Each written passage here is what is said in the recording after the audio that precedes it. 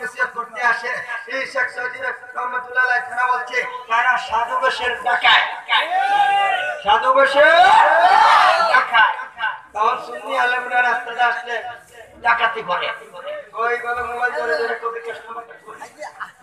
বা কোড নাম্বারটা কোন ওই দেখে অ্যাকাউন্ট দেখা যায়নি তোর কো ভুল হইছে বস্তা ধরে বহুদূর লাইন নারাতে ডাকাতি ধরে আমি কই তোমার কাছে তো আমি ডাকাতি করে বলছি তোমারে যে মৌলবি ডাকাতি করছে তার আবার ডাকাতি করছে ঠিক কি না এই ডাকাত ইসলামুজুরে যে কোন কালের একটা ছবি দেখাইছিল না মানব হার এখানে বুখারী মুসলিমের হাদিস এই চুক্তিপত্র মৌলবীরা কন্ট্রাক্টিত মৌলবীরা হাসরের ময়দানে এই কোন কাল অবস্থায় উঠবে কোন অবস্থায় উঠবে বাজার এখানের মধ্যে এই সূরাতুল ইয়াসিনের সূরাতুত তাওবা আয়াত যারা কন্ট্রাক্ট করে ওয়াজ নসিহত করে প্রতিদান নেয় তাদের ইত্তেবা করা যায় না তারা পথভ্রষ্ট তারা নষ্ট এখন যে কেউ যদি বলেন যে হুজুর আমরা রেজবিয়া দরবার হেওয়া না কারণ মাশাআল্লাহ বেশ বিষয় হুজুরে ফুটতে রইছে চাচ্ছে আর আমি আমার পীর ভাই সেরা দিব হ্যাঁ বাবাদান কেবলা পুত্রের তেজ করে দেখাই দিছে যে তোমরা পীর ভাই তেজ করতে দ্বিধাবোধ করো না যদি মস্তকে না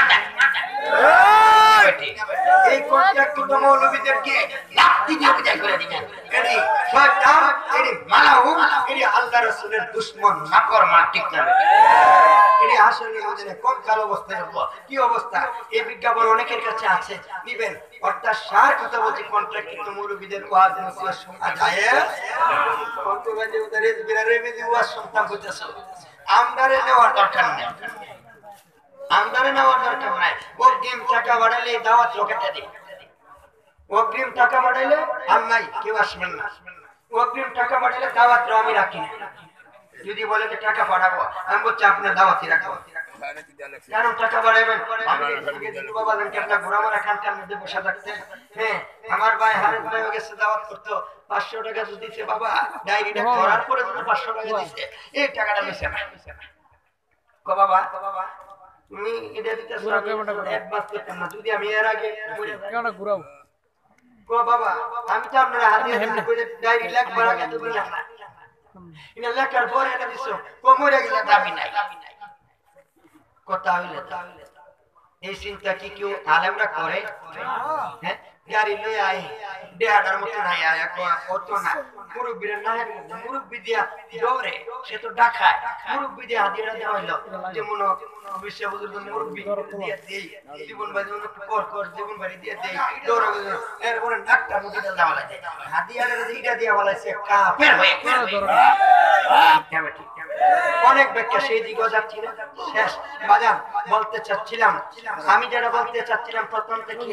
আমার নবীজি দুনিয়াতে আগমন করছে বিশ্বের শুরুতে নয় এই বিশ্বের শুরুতে নয় আমার শুরুতে নয় বলছিলাম নি হ্যাঁ এখন কিছু কিছু মৌলবী আছে তারা লেখে নবীজি নাকি মানব জাতিত্ব আস্তে কই ভাই সিরাজ নবী তার বইয়ের মধ্যে লেখছে ওই মুফতি সাহেব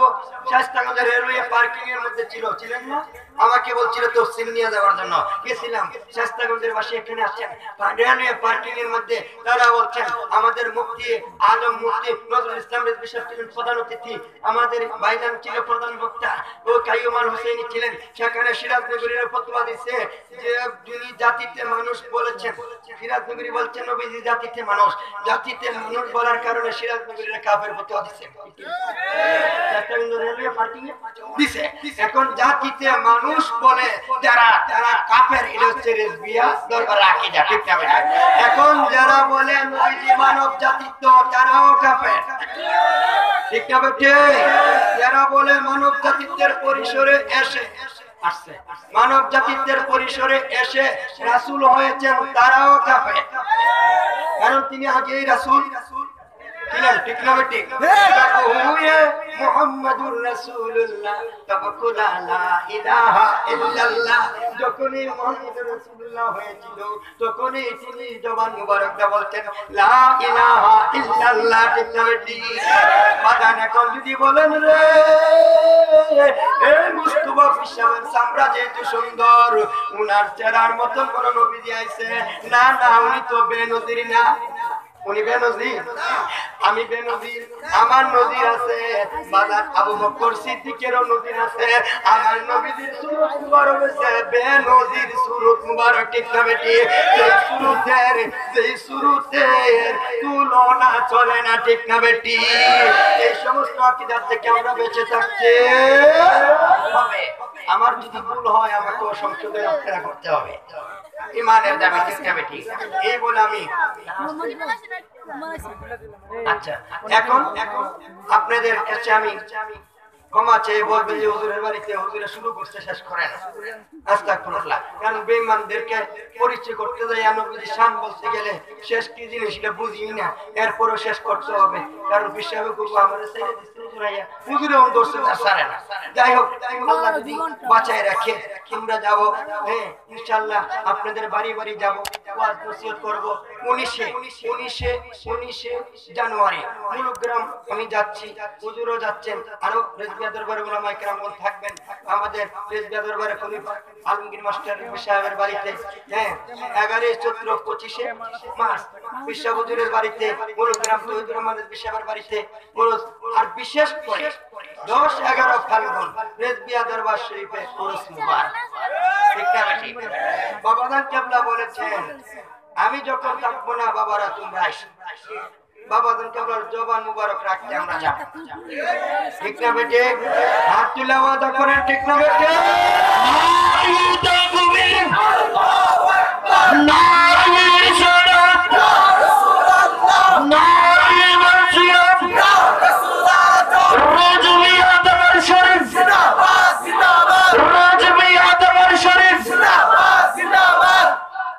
যাই হোক এটা তো মুলুগ্রামের ওয়াজের কথা বলছি আলমগীর মাস্টারের বেশাবের বাড়িতে আপনাদেরকে দাওয়াত করা হলো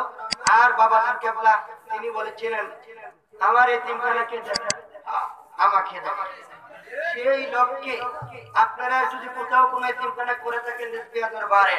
করেন দরকার তবে কিছু একটা অংশ দরবারও পাঠায়েন বাবাজান কেবলার আদেশ সরকার